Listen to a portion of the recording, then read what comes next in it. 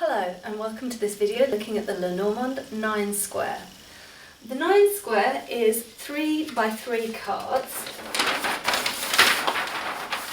like this example here, and it is a really great spread. For one thing, it's a precursor to doing the Grand Tableau where you use all the cards. And most of the techniques that you'll see in the Grand Tableau, or a lot of them, you also use with the 9 square. So it's a great way to start building up your experience and practice with using these different techniques, but before you kind of dive into the bigness of the Grand Tableau. It's also a really versatile spread. You can use it in lots and lots of different ways, and different writers have come up with all kinds of different ways of using it. So I'm going to show you some of those different ways, and we're going to kind of have a few examples with all of them so that you can try out different ways of using it. And there are different ways, methods within the way of reading it that we'll also explore, which can be applied to the Grand Tableau as well.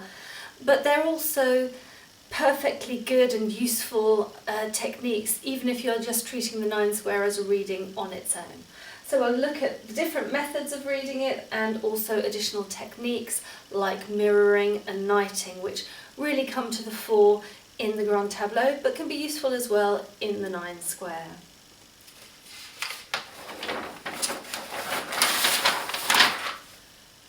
So the first way that we can use the 9 square is to get a description. It's most often used in this way to get a description of a particular person. That can be a description around a particular subject area, but we'll use it for a person. And you can use this within the Grand Tableau, so you look to a particular person, their card in the Grand Tableau, look at the cards around them in that 9 square to describe that person. And this is useful if you're with a client, for example, to kind of confirm, is this the person that they think it is, or what is this person like? If it's their, the person that they're hoping to meet or what have you, what kind of characteristics might they expect or look for when they're looking for that person? Those kinds of questions. You can also use it as a specific reading to ask, what's going on with this person, or what is this person really like? For example, if you're considering going into business with somebody, you might want to have a look, what are their strengths and weaknesses? How would we work well together because of that? And to do this, what we do is basically pair each of the cards on the outside with the significator. So you combine the significator with each of those cards in turn.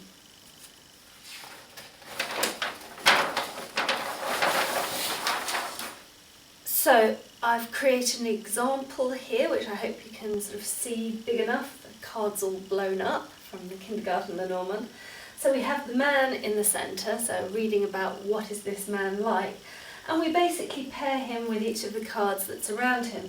So we can say that he's perhaps an older man, he's very stable, hard-working, he's a manager or good at managing his resources, or perhaps this is to do with the fact that he has weight issues, could also be a thing, or it could be at a physical level saying that he's hairy or stocky. He's good at communication, talkative, gift of the gab, though he can sometimes be a little bit cutting perhaps, or else he's quite good at making decisions, deciding what's going to make the cut, what isn't going to make the cut, which kind of fits with the managerial side of things. And yes, he's into his money, so he's an entrepreneurial type. He's perhaps learnt a lot of life lessons, or maybe he's feeling a little bit burdened at the moment. And also a loyal person. So you see, we kind of build up this picture of the man, connecting him with each of these cards around him.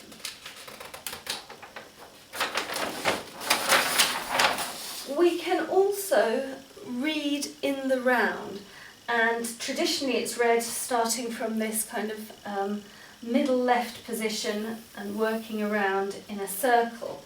So for example, if we go back to this version, we could say management issues at work, require some clear communication in order to make a decision around money, which has been a bit of a problem, decide where to be loyal to, and that way you'll get a bit of peace of mind. So you see how this gives us a different kind of reading. This gives us a single flow of what's this question about related to this person.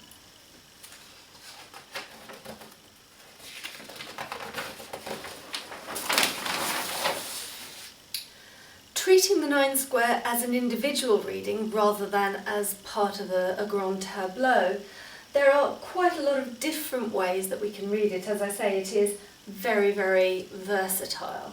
So for example, you could treat this a little bit like a Celtic cross, either taking the 5 inner cards as the kind of central, the heart of the matter, and then the corners as the influencing factors, or you can look at this as the current situation. These are the influencing factors, and how to move forward is then the corners. Other people do almost the exact opposite, and they kind of treat the central cross as the action and the corners as the theme. But we'll come to that in a moment. Erna Drosbecker von Enge also offers a variant which is very positionally specific, and you can still look at the combinations, of course, you still do, but each one, it's almost like using the positions as houses. They influence the card that's within them.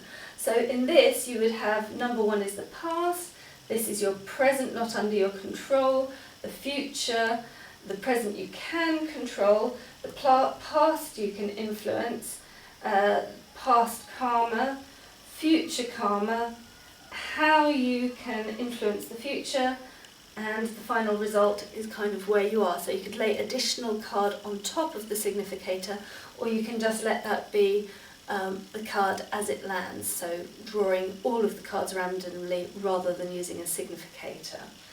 And so with this, it kind of has the past, present, future, and what's not under your control and what is under your control. So those kind of feelings to the different areas are here, and then it's specifically narrowed down in that way. So this is past, and it's what's not under your control, future and what's not under your control. Therefore it's the karma of the situation, what has come from the past and you can't affect, and this is what is under your control. So that's quite a nice way of reading as well. Give it a go for yourself perhaps.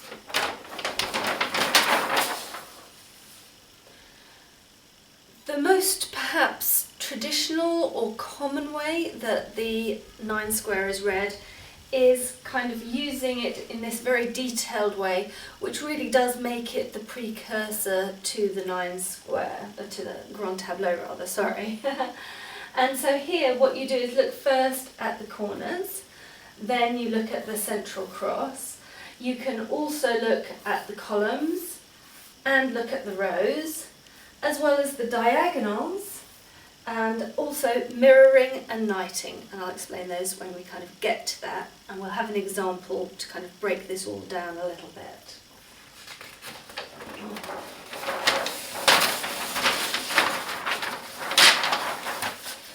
So with the corners, these can be seen a couple of different ways, in fact sort of 5 different ways that I've given here. The one that I tend to use most often is the combinations 1 + 4, 3 + 2. So combining this card and this card with this card and this card to give the theme of the reading. But you can also take it as the action. There are these 2 completely almost opposite ways of reading it, as though it were a Celtic cross. One is that this is the heart of the matter and this brings movement to it, it's the action. The other is that this is the theme and the central cross is the answer. So, as I say, 2 almost opposite ways of reading it. And I'd always recommend that you choose which one you're going to use before you lay the cards, because I think that that helps. It's almost like framing the question before you ask the cards for their answer, because otherwise there's too many options and it leaves you a little bit too much room perhaps for making it be the answer that you want it to be rather than the answer that it is. So in terms of the actual corners, you can create just a single sentence, 1, 2, 3, 4, or 1, 2 around this way, kind of however you like. Make it a single sentence, a bit like that reading in the round. Or, as I say, I normally do combinations, this one with this one, but you can also do this one with this one and that one with that one. And there is one Spanish writer who sort of creates a paragraph or 4 issues by combining 3 cards at a time. So he'll read 1, 2, 3, then 2, 3, 4, then 3, 4, 1, and then 4, 1, 2. And these can be taken as a sentence each or as 4 different issues. So let's go to an actual example and try these out and see how you might get different kinds of answers using these different methods.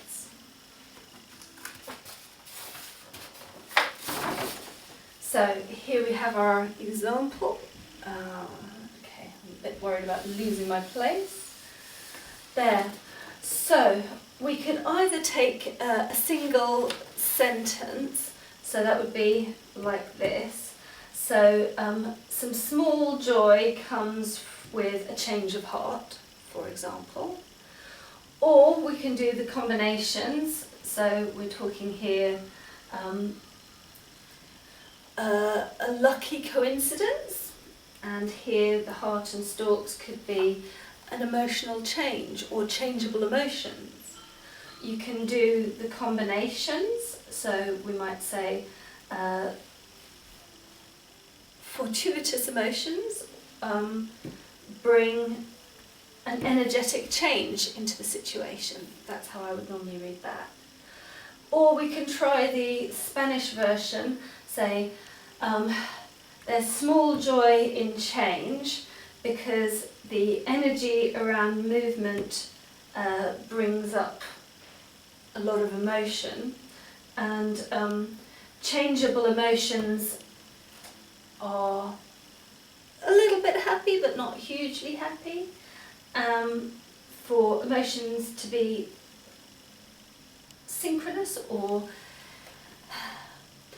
the possibility of emotion is always there for joy, for example. So we're kind of making 4 little sentences out of it. So those are these kind of 3 different ways of approaching just the corners. So copying back, the next part is how do we look at this central cross? As I say, we can have it almost 2 opposite things. It can be the answer to the question, if this was the theme, or the action that we need to take. You can treat it like the centre of the Celtic cross, so you could see it as past, present, future, and other influences, underlying and higher self, for example. You can see it as the heart of the matter and what's influencing that, or you can once again create a sentence with it. So, turning to our example, if our theme is an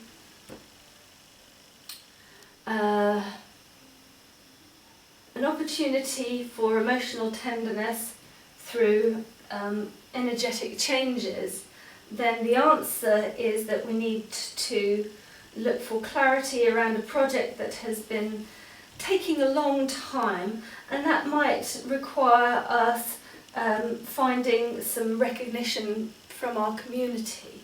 So we need that recognition in order to help us move forward, and perhaps taking a spiritual approach to these burdensome problems.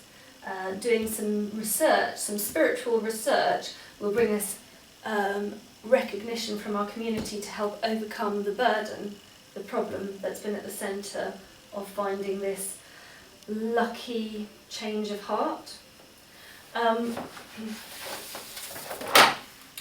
if we look at it as like the Celtic cross, then the past was about perhaps some secrets. In the present, there's still quite a blockage. It may not be as hidden as it was before. And the future suggests bring things out into the public, make it open. Underlying this, there was an awful lot of emotion to it, and our higher self recommends finding greater clarity. So you can see how this gives us quite a different feeling to this reading. Taking this as the heart of the matter is that there's some kind of blockage, or perhaps something that we're working on that's delayed, that's taking a lot of time, but that working through it will bring us to a peak experience. And so the influencing factors is that we're having to balance perhaps both secrecy and publicness, and that there's a need for clarity in a morass of emotion. That would be the kind of the heart of it and the influencing factors. And then the action would be that you need to put a little bit of energy into things in order to bring movement that will move this emotion from being a turgid kind of difficult cyclical emotion to something that is more positive on the emotion front. And that seems to be with the sort of energetically bringing it out into the public, or getting a bit of help and energy from your community or from a group that could support you. That sort of feel to it. And finally, yes, the centre bit that you could just create a sentence. So spiritual research around a blockage that you've been facing brings a feeling of community and a sense of recognition of where you need to be headed. That would be making it a sentence. So, as you can see, sometimes what we get from them can be quite different, and other times it's similar, but it's just slightly, the direction of it is a bit different, or also how we're treating it. Are we treating it as this is the issue that we're looking at, or is it this is the solution to the issue that we're looking at? So it's a change of emphasis rather than a change in the meaning of the actual cards.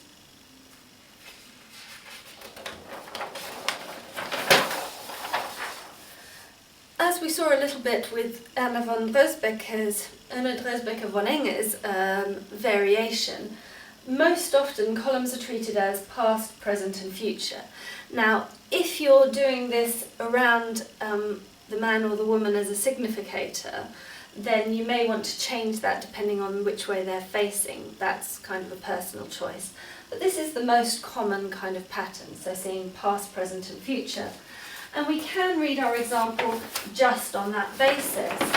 So this would say that there has been very little change in a project that we've been working on in the past, because at the moment we're very stuck, and although we're looking for clarity, there is a lot of emotion around it, or that we're stuck because we need to find a way of being recognised for what we're doing, but that's not yet clear. We're looking for that clarity, or seeking guidance around how to get the recognition that we need. And in terms of recognition, this might be, if we're talking about an obstacle, getting somebody else to recognise that you have a problem will then allow them to help you. This isn't necessarily about saying, hey, I'm famous. It can be this kind of recognise that there's something going on here. So recognition comes in a number of different ways. And for the future, well, that's looking quite nice. We have community energy and tenderness, so that there will be help forthcoming, energetic help, when people are kind enough to offer it. People from your community are kind enough to offer it. And it's once again this thing that if you don't ask, if you don't say, hey, there's a problem, can you recognise the problem, please help me, then it's harder to get the help that you want. That's one way of reading this. And that's just looking at the past, present, future.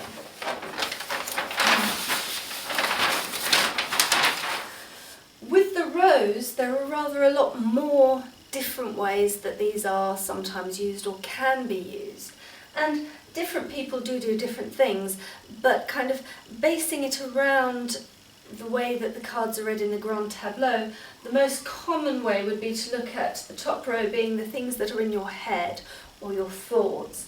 It can also be higher self or creativity, but more commonly it's the thoughts or what's going on in the head or what is it that you don't control, but most often thoughts. And at the centre it's the situation. You could read that as a past, present, future, and it could be what's your heart saying about this at the moment.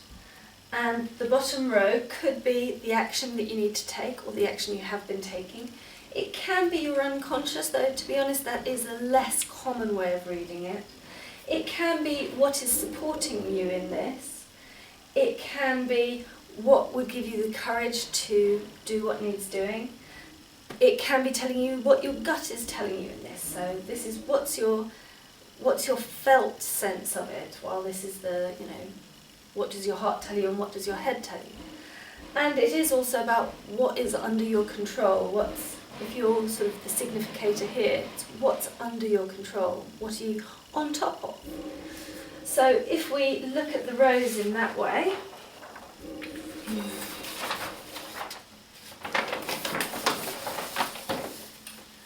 our thoughts here are about needing a little bit of clarity in order to bring your energy forward.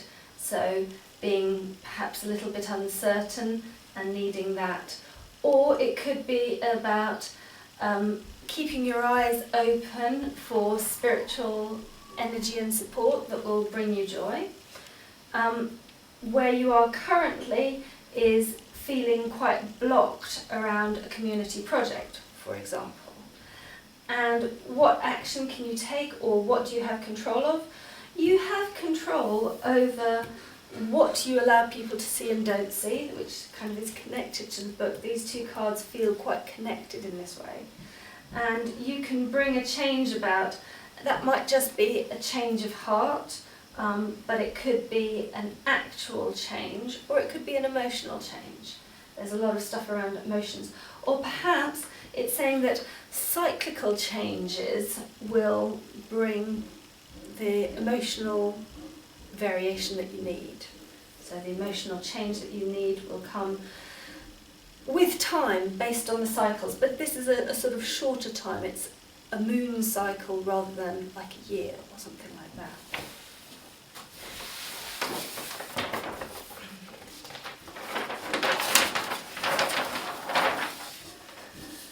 With things like the diagonals, these can be more useful with the Grand Tableau where you get bigger diagonals. And there it's quite often seen that especially the diagonals that move towards the past are about causes, and the diagonals moving towards the future are about consequences. You can also see this as being about motivation, and it's just additional information. So, turning to our example again, the diagonals are the possibility of emotion around this blockage is perhaps what can bring an energetic change to help you overcome it, or that you'll find you'll move through this slowly if you put enough energy into it. That's a couple of ways of reading those diagonals.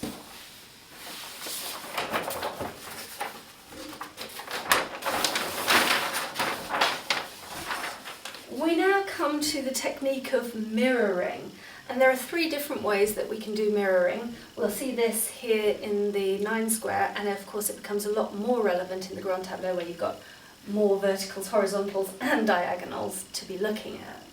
So with the vertical mirroring, you mirror these 2 cards together, these 2 cards together, and these 2 cards together. Horizontally, it's like that. And diagonally is the one that we've just looked at, basically. But it's taking these as correspondences, whereas sometimes with diagonals you read all 3, so you read the centre card as well. So if we look at our example here, our vertical mirrors suggest that we need to keep our eyes out for where we'll find our energy, that this is a community project, and that there's a change of emotion that is happening or that we are experiencing. Then we could look at this is a lucky change.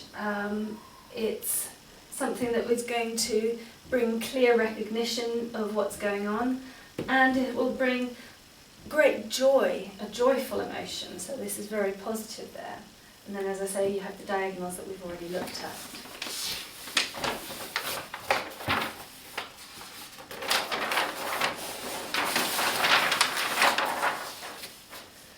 So another of these extra sort of more advanced techniques is knighting. And this is a more modern add-on really to the Lenormand, I think. And it's taken from chess. So the idea is that you, as the knight piece in chess would, you move that way in combining cards. So this is our first significator, and we, it's actually kind of the wrong way around. So let's go from this one, we go across 2 and then up or down 1. So from our second significator we go across 2, up 1 to bring us to our second knighting, across 2, down 1. Or from this one we go across 1 and up 2, or across 1 and up 2. So it makes more of a difference once again within the Grand Tableau, because you can imagine from here you could go across 1 and up 2, but there's no card there in this particular spread, whereas across 2 and up 1 there is. And what's knighting used for? It's used once again for additional insights, a different perspective, and in particular it's often seen as showing the hidden motives or desires behind something.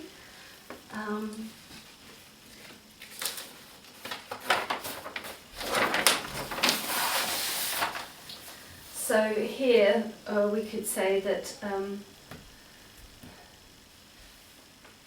the possibilities that our community offer us are something that we're not certain about and that we feel quite emotional about. We would combine the cards that the knighting kind of links together. From the star, we would go to this one and this one. So we need some clarity around our changes, and perhaps to take a spiritual approach to our emotions, or just to get a bit more clear about our emotions. So that's what's hidden, is this need for clarity within the emotion and within making choices around changes. So you can see how you could knight from here to here.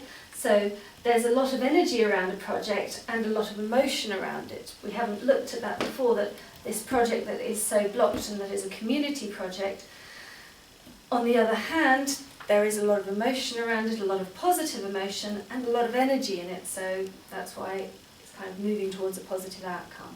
So here you can see the way that you knight.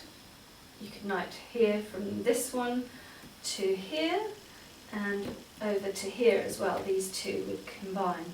So public changes at a spiritual level. So if we're thinking about the recognition we saw before, this is about making public the spiritual changes that you're undergoing, perhaps around this blockage on a project.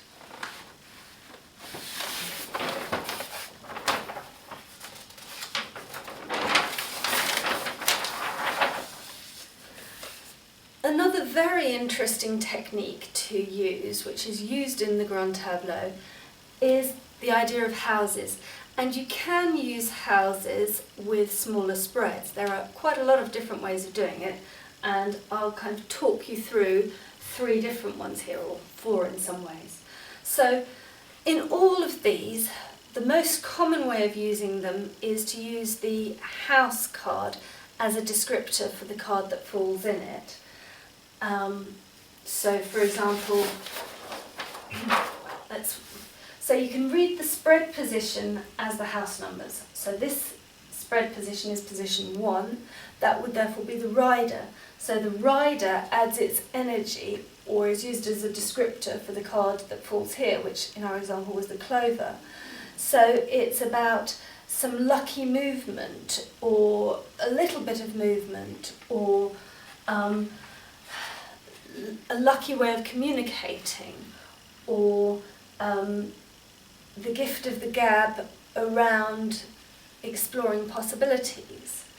So you're using the rider position with the clover card. Position number 2, 2 is the clover, and 2 in our example is the heart card. So it's a little bit of emotion, or lucky emotions, or keeping your eyes open to the possibility of kindness from others. So you see how already you're adding layers to the meanings of each of the cards.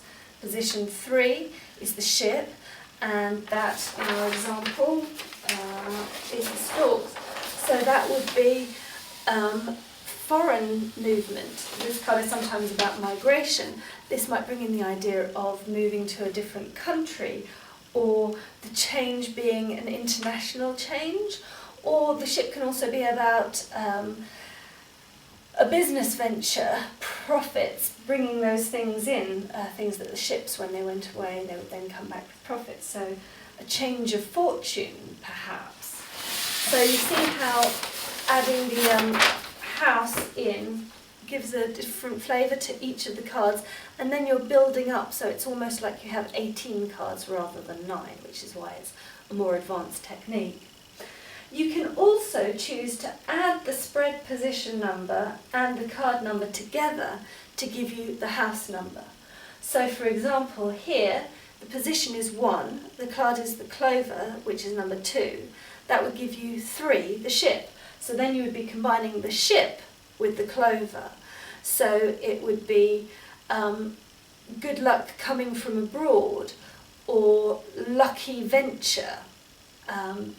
If we take card number 7, so in the middle that's the mountain. The mountain is number 21. 21 plus 7 is 28, which is the man. So this would be about a blockage at a rational thought level, perhaps, or a blockage to do with the most important man in your life, for instance. So this is how that gives you something a little bit different. And I quite like this one personally, because otherwise you're always looking at the rider, you're always looking at the clover, you're always looking at the ship, you're always looking at the house when you do the 9 square. With this version, you bring other different cards in as descriptors and influencers within the spread. So it gives you a bit more variety in your reading using houses. But that's my personal preference, because I always like variety. Another technique which Donnelly de la Rose came up with is the idea of mobile houses. And here you actually lay out 2 sets of cards, rather than just having the kind of numerical thing, position 1 is the rider, therefore. So this one is a lot easier because you can see the image, and you also don't need to necessarily have memorised all the numbers, so you don't need to know that 21 plus 7 is 28 and that's the man, that you'll just see the card there. The easiest way to do this is with 2 decks. So you lay out cards from one deck, shuffle, lay them out, and then lay the second set of cards from a second deck on top, so that you can combine the meanings of the 2 cards from the 2 different decks. And once again, the card underneath is the descriptor for the card on top. So it would be the one that's to the left of it, so to speak. To the right of it, describing the card on its left. You can also do this with one deck by dealing one set of cards, making a note of them, shuffling up again and dealing a second set. That's another way, so that you still get the variety. Or you could just lay 2 sets of cards, so you have 18 cards out. And the pro of that is that you do see the cards and you only need one deck. The con is that you can't get doubles. For example, in the example I gave earlier, card number 1 or card number 2, house number 2 is the clover, and we had the clover as a card. So we had the clover as a card, but we also had the house of the clover. And you can't get that if you're just using one deck and dealing out 18 cards. And it's something which can be quite interesting to see. You know, you have two sets of clover. It's reinforcing the energy of synchronicity, of possibility, of a bit of luck within your reading. So it's quite nice to have that. And if you happen to get, by actually using two decks, that you have the same card twice in one position, then that really reinforces its meaning. So my preference is not to just deal two sets of cards from one deck, because I think you're limiting your possibilities. But it's personal preference, and it is a way that you can do it, and it will still add a lot of depth to your readings, and it will give you practice at this combining two sets of meanings within the structure of the 9 square. And so that brings us to this 9 square. Please do give it a go. You can try out all these different ways, bringing in as many or as few as you want to. And what you could also do is do it on different days. So do a reading, and one day you work on the columns and the rows. The next day perhaps you try the more complicated version of the corners with the central cross. And on the third day you can bring in the knighting. So you can break it up a little bit. You don't have to do it all at once. But it can be quite nice to explore all of these different techniques, because getting a bit of practice with them will mean that when you come to the Grand Tableau, it all feels a lot easier, like you already know what you're doing with it, and that's always a good thing. So practice, practice, practice.